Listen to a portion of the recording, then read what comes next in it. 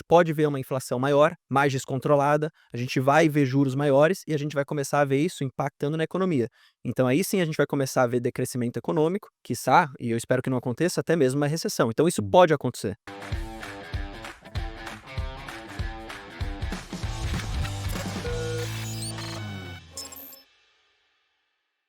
E o que você vê aí pra, principalmente, os próximos 2 anos aí de governo? O que você acha que vai acontecer em 26? Você acha que vai mudar? Você acha que não vai mudar? Boa, é uma boa pergunta. No final do dia, ninguém sabe, né, o que vai acontecer, mas umas teses que eu tenho às vezes o pessoal fica sempre colocando muito peso para algumas determinadas variáveis, né. Então, às vezes, é muito peso para o fiscal, aí depois para esse peso para o fiscal, aí dá muito peso para a decisão nos Estados Unidos. No final do dia, essas narrativas, elas sempre estão acontecendo, em qualquer momento que seja. Então você sempre vai olhar para fiscal, você sempre vai olhar para o que está acontecendo nos Estados Unidos, você sempre vai olhar para a eleição, você sempre vai olhar para o que está acontecendo no mundo político e internacional, então não só no Brasil, mas internacional. Então isso sempre vai estar no dia a dia do mercado. Horas vai dar mais peso para uma coisa, horas vai dar mais peso para outras. Tanto é que no passado, muito se falava em ficar acompanhando a inflação nos Estados Unidos, que era o dado que tinha que ver. Mercado de trabalho nos Estados Unidos. Aí teve uma hora que deu um pouquinho menos de atenção para isso. Aí começou a olhar, pô, fiscal brasileiro, agora essa é a bola da vez. Então o mercado fica jogando para um lado, jogando para o outro, mas isso sempre vai estar na narrativa. Querendo ou não, entre sai governo, a gente continua com essas mesmas narrativas. Se você for olhar, a gente tinha a questão fiscal no governo Bolsonaro, a gente teve no governo Dilma, a gente teve no Temer, a gente teve no Lula, vai ter nos próximos também, na minha opinião. O que eu sempre gosto de falar pro pessoal, tem alguns políticos e alguns governos que são mais pró-mercado, e aí ele talvez tenham na sua conjectura, sei lá se fala como se fala, eles meio que trazem soluções para esses problemas e tentam pautar isso como uma prioridade para o governo, e tem outros governos que meio que estão nem aí um pouco com isso, que é o caso do governo agora. Então, eu não acho, na minha opinião, que o Lula é um cara burro, no sentido de chegar e falar assim: "Não, não, isso aí é mentira, essa questão de fiscal é mentira". Eu acho que ele sabe o que ele tá fazendo, eu acho que ele sabe o problema que ele tá causando, mas ao mesmo tempo é o modus operandi dele, você entendeu? Então é o modus operandi, na minha opinião, do PT um pouco de como que eles fazem política.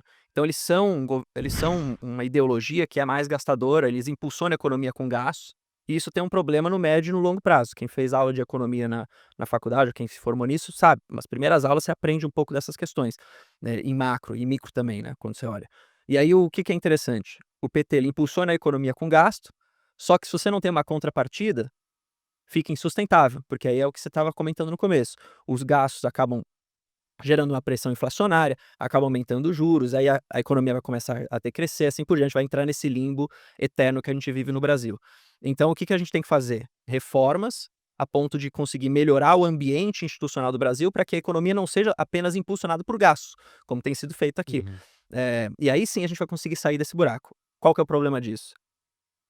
O populismo ele é feito via gastos, né. Então, Exato. o cara, às vezes, perder popularidade e ganhar popularidade de novo muito rápido é via aumento de gasto. Então, um programa aqui, um programa ali, é um aumento no benefício aqui, coloca um mais ali. E isso, de novo, ninguém é contra, pelo menos eu não sou contra ajudar um cara que é muito necessitado. Pô, eu não sou contra ajudar um cara que às vezes não tem uma oportunidade de trabalhar, o cara realmente não consegue, não teve educação pra isso. Sou a favor de ajudar esse cara. O problema é quando você quer não só ajudar esse cara, mas você quer ajudar um monte de gente também. Então você dá subsídio pra cá, subsídio pra lá. Você tira de um, vai dar para o outro. Quem que sempre acaba sendo mais prejudicado? Sempre o mais pobre. E mesmo que o governo tente ficar falando: "Não, eu tô ajudando porque eu tô dando grana, eu tô dando grana, tô dando grana", no final do dia ele tá dando grana para várias outras pessoas também, pra algumas que inclusive não precisam. Então esse é um problema, e é um problema na história do Brasil, na minha opinião, que eu acho que a gente vai conviver com ela durante muitos e muitos tempos. Então não é só nesse governo, acho que vão ser nos próximos também. Aham. Até chegar alguém que mude. Aí, você comentou, né, pô, nos próximos 2 anos. Eu acho meio bizarro o seguinte, não sei se vocês concordam. Normalmente, quando os governos entram, eles têm 4 anos. Nos primeiros 2 anos, eles têm mais popularidade, então eles são um governo que normalmente acaba gastando mais no começo, e aí depois, no final, ele tenta cortar um pouco dos gastos. Na verdade, desculpa, o É o contrário. contrário, O né. contrário, ele tem mais popularidade, então ele não precisa gastar tanto, e no final, quando ele tem menos popularidade, que é o que tá acontecendo, ele gasta mais pra conseguir a eleição. E normalmente aprova o que é mais impopular nos primeiros 2 anos, porque tá Porque longe da tem eleição mais ainda. popularidade também, é mais fácil. O problema do Lula foi que ele já gastou muito antes de entrar no governo, com aquela tal de PEC da transição, e agora precisa cortar os gastos, porque tá explodindo. Só que, se você olhar as últimas pesquisas, a popularidade do Lula tem caído.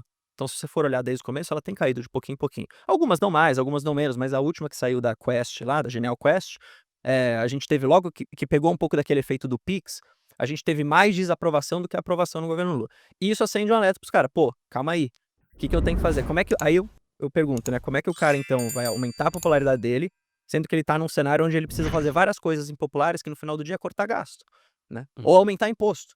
Só que Exato. não dá Só mais pra aumentar que imposto. o imposto é aquilo, né, já tá tendo recorde atrás de recorde de arrecadação, não tem mais onde colocar imposto, né, então Exato, o que sobra é cortar o gasto pra conseguir deixar exato, o fiscal um pouco mais ajustado. exato. E aí nessa nessa incerteza toda é o que a gente vê o mercado precificando juros altos pra caramba, a gente viu aquele movimento grande de abertura de curva de juros nos últimos meses, então isso é todo o mercado colocando esse risco na conta, né, onde o Brasil vai parar, o que que para o governo, a gente viu o dólar inclusive subindo acima de 6, agora deu uma volta um pouco, só que de novo, isso tudo é incerteza que o mercado está precificando, e aí claro vai bater aonde? Nas ações, vai bater nas empresas. Uhum. Só que aí olha a beleza, teoricamente, do Brasil. Se bate muito nas ações por conta de um cenário macro, como vocês estavam comentando, então ninguém está olhando a empresa em si. O pessoal está olhando: "Pô, se tem uma renda fixa me pagando muito, nem vou olhar para isso daqui, nem vou querer ficar". Então todo mundo sai, tem esse fluxo de capital. Só que aí a gente fica, às vezes, com bons negócios que estão continuando a crescer, ganhar mercado, ser lucrativo, ganhar share, e tá as ações cada vez mais caindo. Aí você está pagando aquele desconto, né, que a gente tanto fala aqui. Que é onde a maioria das pessoas não entende. O pessoal quer ficar: "Ah, hoje é 20, amanhã é 30, aí eu vou comprar 18 então", aí chega a 19 o cara não compra e vai pra 30. Você entendeu? Então o cara fica tentando adivinhar pra onde vai as ações ao invés de comprar os negócios. Ou fica esperando: "Não, quando tiver uma troca de governo, aí eu vou começar a me É, posicionar". e aí Aí o preço já vai refletir antes, né. ou seja, essa decisão é o cara olhando para o preço de tela e não para o negócio em si. Caso aconteça mesmo Uhum. do PT ganhar e ficar mais 4 anos no poder, você acredita que o Brasil pode ser altamente prejudicado, entrar numa Agora crise numa parte de mais inflação? numa parte mais real dentro da economia, dentro das empresas. Não, eu acho que se a gente mantiver esse modus operandi que a gente tem hoje, a gente pode entrar, a gente pode não é nem entrar, mas a gente pode continuar e agravar a atual situação. Então a gente pode ver sim um cenário e aí de novo, já começa a pegar o repique do que está acontecendo agora. Então a gente pode ver uma inflação maior, mais descontrolada, a gente vai ver juros maiores e a gente vai começar a ver isso impactando na economia. Então aí sim a gente vai começar a ver decrescimento econômico, quiçá, e eu espero que não aconteça, até mesmo uma recessão. Então isso Hum. pode acontecer. E e não é muito distante de você ver, porque a gente já teve casos assim no passado pra gente olhar, entendeu? A gente já teve essa mesma ideologia fazendo e a gente viu o que aconteceu no governo Dilma. Então assim, não é distante da gente pensar, não é imaginável, tipo, é realidade, aconteceu há poucos anos atrás. Então, esse é o grande problema. Só que de novo, quem que fica discutindo isso? Aí não tem o que fazer, né. Só a gente, entendeu? Uhum. Só aqui, só talvez uma mídia específica. A mídia, a grande mídia, as grandes pessoas nem sabem o que está acontecendo, entendeu? Nem tem esse conhecimento, não é nem culpa das pessoas. Só que esse que é o problema, a falta de conhecimento econômico faz com que a gente tenha esse tipo de governo que fica causando essas questões, entendeu? Se a gente tivesse um pouco mais de educação na população, a gente não teria isso. Então acho que o Brasil pode entrar nesse caminho. E aí muita gente fala, né: "Ah, mas e o que que vai ser de bolsa no Brasil?". Se continuar nesse sentido, é bolsa para baixo. Só que não é nem bolsa para baixo, assim, é empresa boa para baixo. Só que aí tem que aprender a escolher, porque imagina num cenário de hiperinflação, de juros altíssimos, de recessão econômica. Você vai ter uma empresa de varejo, de consumo na sua carteira? Você não vai ter, Ela vai porque quebrar, é. ela vai quebrar, não só por uma questão de endividamento, de alavancagem, mas porque ela não vai ter gente mais para vender. As pessoas vão ter menos poder de compra, vão parar de comprar, vão comprar só bens essenciais. Hum. Aí é mesma coisa, que você vai ter empresa de turismo, você não vai ter empresa de turismo, entendeu? Num cenário como esse. Agora, o que que você pode ter? Você pode ter uma seguradora, que num cenário de juros alto, acaba compensando um pouco um operacional mais fraco, o resultado financeiro acaba Hum. melhorando. Você pode ter uma elétrica, por exemplo, uma transmissora, que repassa nos índices dela, nas tarifas, a inflação. E são contratos de longuíssimo prazo, que independente da economia estar bombando ou não, ela não paga por energia que está passando ali, ela paga pela disponibilidade. Então, estando disponível ali, ela está ganhando seu dinheiro. Se a E tá economia tá corrigindo forte ou aí o fraca, contrato pela e está inflação. corrigindo. Pode ter um grande banco, como é o caso do próprio Banco do Brasil, que tem uma carteira de crédito mais defensiva, que muita parte do funding dele vem de poupança. Bom para o banco, né? Talvez bom, ruim para as Pro pessoas, pro cara que tá né? contribuindo lá na poupança, deixa Mas bom para o banco, por quê? Porque a poupança remunera muito menos. Então ele remunera a poupança, mas ele deixa em Selic. Então, num cenário de juros mais altos, tem essa diferença, boa para o banco. Então, são algumas empresas que você vai escolhendo que, nesses cenários muito ruins, elas conseguem sobreviver. E em cenário bom, os caras perguntam para mim. Em cenário bom, elas vão ir bem também. Então você não precisa ter essa volatilidade gigante na carteira. Você não e eu sempre falo isso, uma carteira previdenciária, o pessoal acha que é carteira previdenciária primeira coisa é pagar dividendo. Não, essa é a segunda coisa. A primeira coisa, ela é proteger o seu patrimônio ao longo do tempo. Então se você não pode construir uma carteira que ela só vai bem se tudo der certo. Você tem que construir uma carteira que se tudo der errado, ela vai sobreviver. Ainda mais no Brasil, né? Ainda mais no Brasil. Ainda mais no Exato. Brasil. Acho Então que o principal é que o pagar dividendo é consequência de ser uma empresa só e de uma empresa que tá bem estabelecida, que é de um setor que sofre menos com questões externas, aí acaba que no final das contas vai dar lucro, não tem muito onde reinvestir, vai pagar o dividendo, né? E uma coisa que eu tinha visto sua lá no podcast da Genial, que o Urich foi lá, você falou que agora tem Bitcoin. O que mudou na sua O que cabeça? mudou foi o Fernando Urich que te convenceu a Foi. ter Bitcoin na carteira? Foi pra caramba ele. Quando ele chegou lá e começou a falar da teoria do desenvolvimento das moedas ao longo do tempo, e a teoria econômica, eu gosto dessa parte. E ele começou a falar, né, como que se desenvolveu as moedas no mundo, tal, e como que era a teoria para se desenvolver. Ele falou que a gente chegou no momento onde o Bitcoin e a criptomoeda pode ser essa evolução da moeda como a gente tem ela hoje. Antes era escambo, né, você trocava uma coisa por outra, aí você passou a adotar o padrão ouro, você usou commodities para isso, aí você Aham. usou agora papel moeda, tal. Ele falou: "Cara, papel moeda centralizado em governos", ele falou: "Agora a evolução natural disso, de acordo com essa teoria e com a teoria dele, é que o Bitcoin seja adotado, ou Bitcoin ou uma outra moeda, mas muito provavelmente o Bitcoin, dada a relevância, seja adotada como isso. Isso é uma questão de teoria de evolução de moeda". Aí ele falou: "Dado isso, eu tô comprando Bitcoin. Eu sempre tenho Bitcoin, Ele já compra há muito tempo porque eu ainda. tô nessa tendência, desde que eu conheci". Eu falei: "Cara, se o que o cara me falou tá certo, e eu concordo com isso, eu gosto dessa parte mais de teoria de história, eu preciso ter esse negócio. Eu preciso ter um pouco desse negócio". Mas assim, não é ter um negócio e ali tá lá, $97.000. Tá barato ou tá caro? Não sei. Eu não sei se tá Uhum. barato ou tá caro. Tem algumas métricas de mercado que você olha, né. MRV, dá pra ver lá os dados on-chain. Agora, isso não mostra se o Bitcoin vai virar ou não a nova moeda do mundo daqui a X anos. Isso mostra se hoje tem uma tendência de desvalorizar ou valorizar num curto espaço de tempo, Uhum. beleza. Agora, o que que eu comecei a fazer depois que eu falei com o Urich? Eu tô comprando de pouquinho em pouquinho e construindo uma posição estrutural em Bitcoin, levando para o longo prazo. Então, se tá caindo, se não tá, não tô nem aí. Eu tô comprando de pouquinho em pouquinho e quando cai, claro, eu acabo aproveitando para criar essa posição estrutural nessa tese. Eu posso estar Uhum. muito errado, posso perder tudo, tanto é que não é uma grande parte do meu patrimônio, só que isso me abriu os olhos, porque antes eu estava muito nessa ideia de: "Cara, a tecnologia vai ser adotada aqui no curto prazo, esse negócio vai subir pra caramba, tal". E isso eu não gostava muito, porque de novo, era um pensamento curto-prazista. Agora, quando o cara me abriu os olhos, e lá no podcast ele falou bem mais, né, eu tô resumindo aqui, isso eu achei interessante, assim, você comprar um negócio pela questão teórica. Igual no passado você fala assim: "Pô, eu vou ter ouro", entendeu? Uhum. E aí quem tinha ouro acabou se dando muito bem, sabe. Então, ele me convenceu, a verdade foi essa. Só que claro, eu não sou um estudioso de Bitcoin como ele, então tenho posições pequenas e eu faço ali aportes a cada mês, a cada semana, de pouquinho em pouquinho, né, sem muito ficar tentando entender para onde o mercado vai. Claro que quando cai muito, eu vou lá e acabo aportando um pouquinho Você mais. tem já um objetivo de alocação máxima que você teria de Bitcoin na carteira? Ou, por exemplo, você tá comprando, você não pretende vender e se representar boa parte da carteira, você vai manter? Como que você tá pensando? Olha, isso é um bom problema de eu ter, mas não aconteceu ainda, mas eu faço isso muito um paralelo com o Perini, né, que acabou tendo, sei lá, acho que 90% do portfólio dele em Bitcoin, porque valorizou pra caramba. Eu não gostaria de ter 90% do meu patrimônio em Bitcoin, porque eu conheço pouco. Só que ao mesmo tempo, se isso acontecer, é muito provavelmente porque essa tese toda que eu tô falando aqui, que o Urich me contou, ela tá realmente acontecendo. Porque pra chegar a eu ter a 90% do meu patrimônio em Bitcoin, o negócio tem que subir muito. Porque eu tenho muito pouco, sei lá quando eu tenho, devo ter 1%, sei lá, um pouquinho mais, talvez 3, assim, não com certeza não chega a 5. Então, se isso acontecer, muito provavelmente eu deva manter. Porque Entendi, aí porque deu certo porque até. aí a tese Uhum. provavelmente deu certo. A não ser que, sei lá, você fale assim: "No ano que vem isso aconteceu".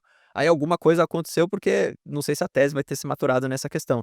Aí talvez eu possa realizar um pouco, mas eu não tenho essa visão não, de ficar realizando. A verdade é essa. Tanto que um amigo meu fala que eu não tenho que pensar assim. Ele fala que em Bitcoin eu tenho que pensar em realizar, de tempos em tempos.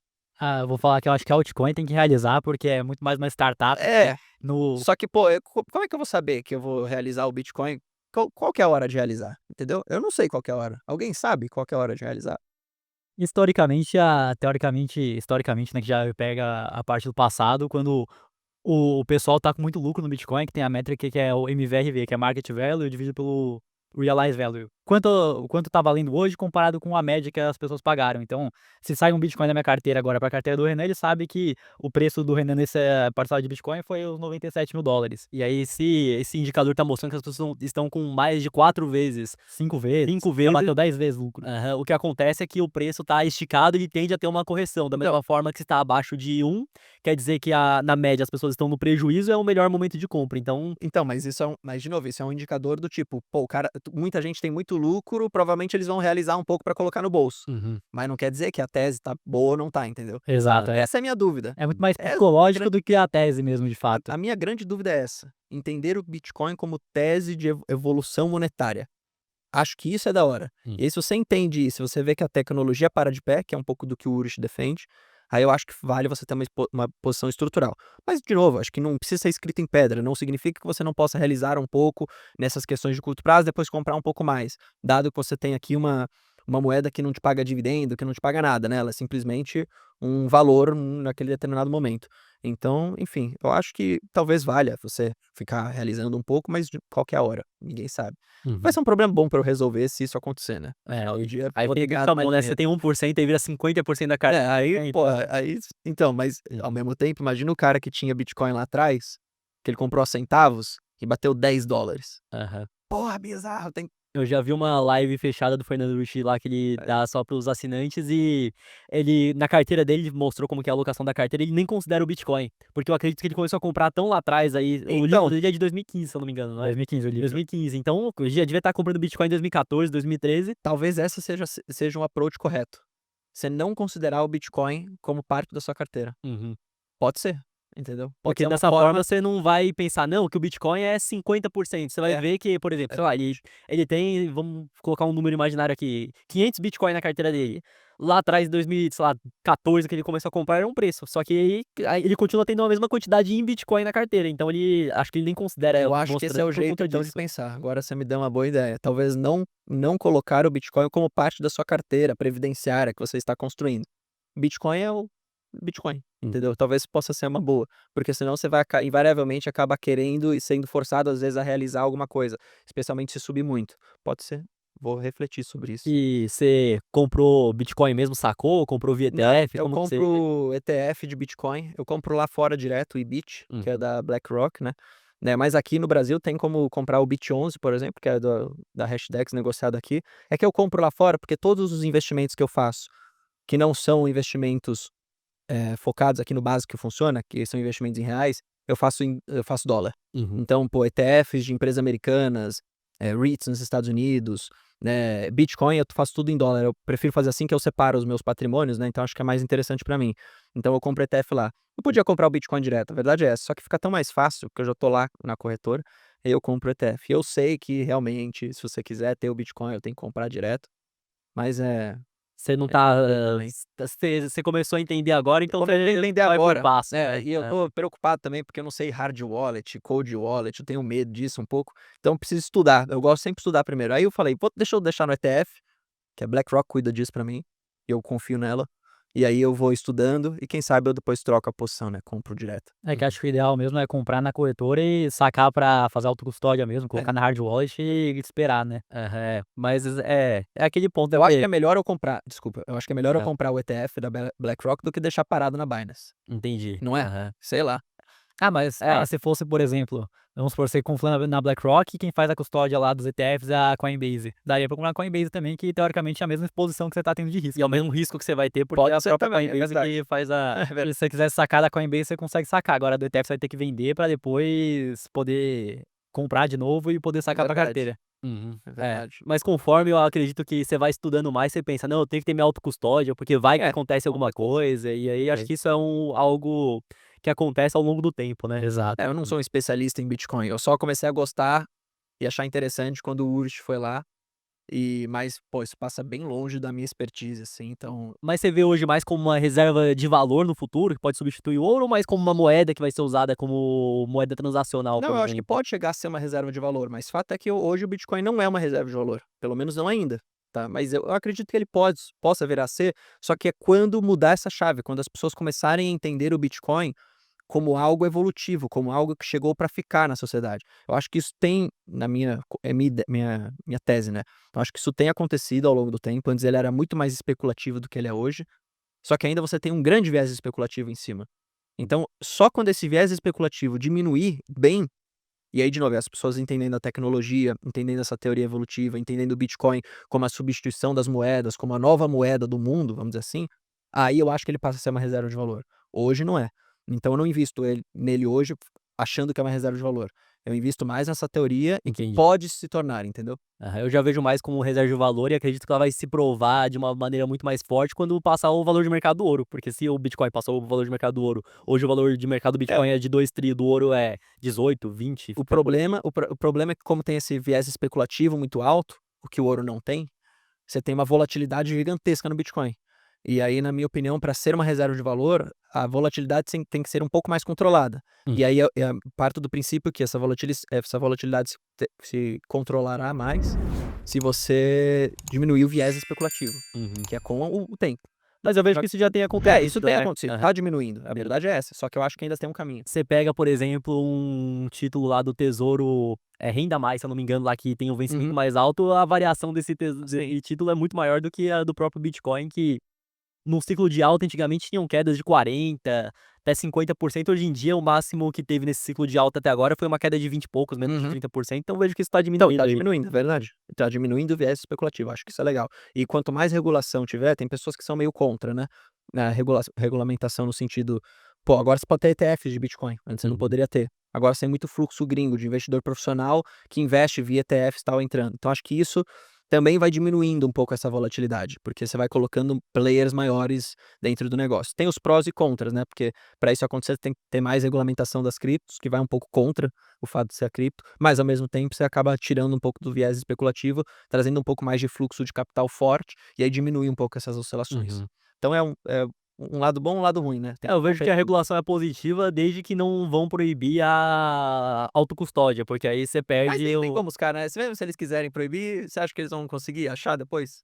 o ponto é, se eles proibirem, o pessoal que tem autocustódia não vai tirar de lá, Exato. mas só vai falar que perderam. É, não vai dar em nada. Mas na época da transição do lastro do ouro para somente o dólar pela confiança mesmo, foi proibido o ouro, todo mundo teve que vender, caçaram o pessoal que tinha Então, ouro, né, então isso pode acontecer, quem sabe. Mas aí de novo, vai entrar na tese da evolução. e se você proíbe algo, isso aí fica mais caro ou mais barato? Então, Se você proibir quando você proíbe o álcool ou a droga, ela fica mais cara ou mais barata, e né, esse se que vem o você ponto. proibir, na verdade pode ser até um indicativo de que realmente esse negócio aqui pode substituir, por isso que os caras estão com medo, entendeu. Uhum. Os governos estão com medo porque eles vão perder o controle das moedas. Aí pode ser um indicativo, realmente, ó aqui a teoria da evolução da moeda, tal. Então é, de novo, mais uma ponto positivo, na minha opinião, para o Bitcoin. e eu vejo que cada país vai querer cada vez mais ter esse controle da moeda, porque é um poder muito forte você Sim. poder inflacionar a moeda e conseguir, diluir essa inflação para todo mundo, mas você escolher quem que vai ter, né, Sim, então é esse uma que é o ponto. carta na manga para os políticos, entendeu. Os políticos sempre gostam de ter carta na manga. Imagina eles perdem essa grande carta na manga que eles têm hoje, Uhum. os governos perdem isso, entendeu.